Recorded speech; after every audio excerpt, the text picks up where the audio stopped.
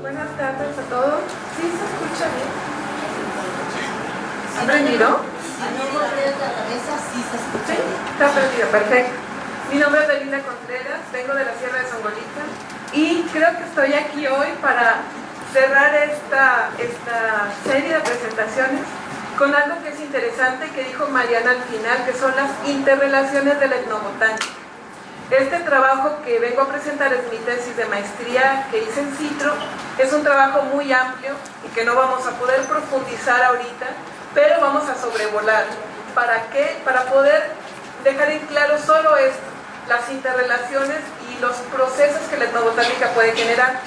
El trabajo se llama Reconocimiento del valor biocultural de la producción artesanal a través del intercambio de saberes, y el caso de estudio son los textiles de lana de la Sierra de Songolica.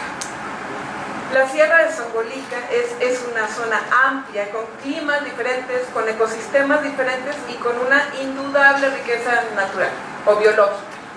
Pero la riqueza biológica en la Sierra de Songolica no se encuentra aislada, no está un bosque por allá, una casa por allá, está todo revuelto. Como pueden ver, está el bosque seguido de zonas de pastoreo, zonas de cultivo y casitas que se pueden ver por ahí. Entonces este asunto nos va dando pie a algo que está muy mencionado actualmente, que es la riqueza biocultural. México es uno de los países con mayor riqueza biocultural en el mundo y la Sierra de Songolica es una de las regiones con mayor riqueza biocultural en México. Me gusta mucho cuando se habla de riqueza biocultural, pues tenemos una palabra, tenemos un discurso y tenemos un imaginario. ¿Cómo se vive la riqueza biocultural en la Sierra de Songolica día a día, en la vida cotidiana? Es lo que pueden ver aquí.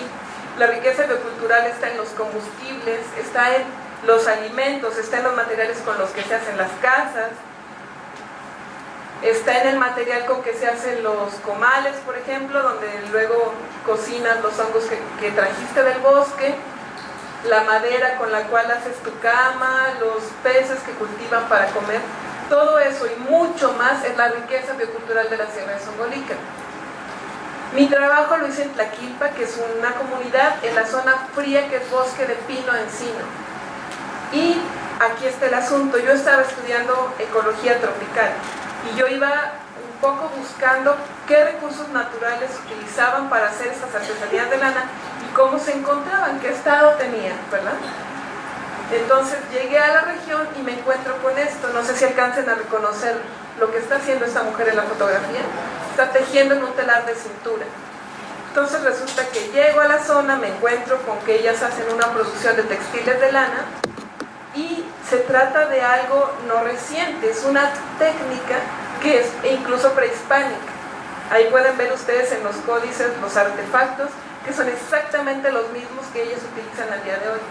Entonces fui entendiendo poco a poco cómo estaba el asunto de la producción y aquí es donde se da el clic más importante. Hay recursos naturales. ¿Qué recursos naturales están implícitos? Las plantas, pintores, porque pintan con tintes naturales de plantas que tienen en la comunidad, y está la lana de los borregos. Entonces ya tenía identificados a grandes rasgos los recursos naturales. En la tesis investigamos mucho más, profundizamos en qué estaba ocurriendo con cada recurso natural y la sorpresa es esta. Había un riesgo de pérdida, pero lamento decir, si alguien tenía alguna expectativa que salve el mundo, pues no estaban los recursos naturales, no precisamente, y mucho menos en la cuestión etnobotánica. El gran riesgo de los textiles de lana, de su pérdida, estaba en la parte social.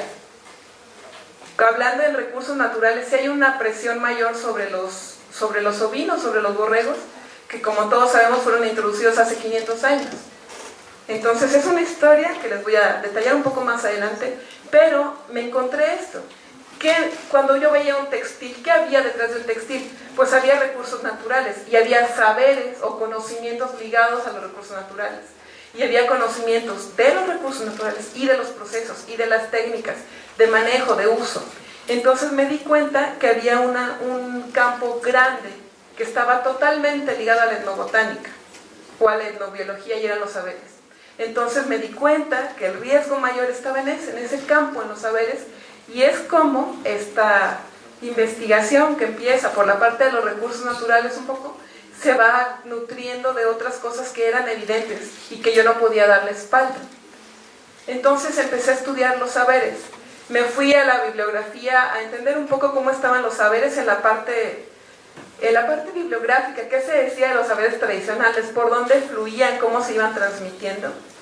Y me fui a entender un poco cómo era el asunto de los saberes científicos también. ¿Por qué?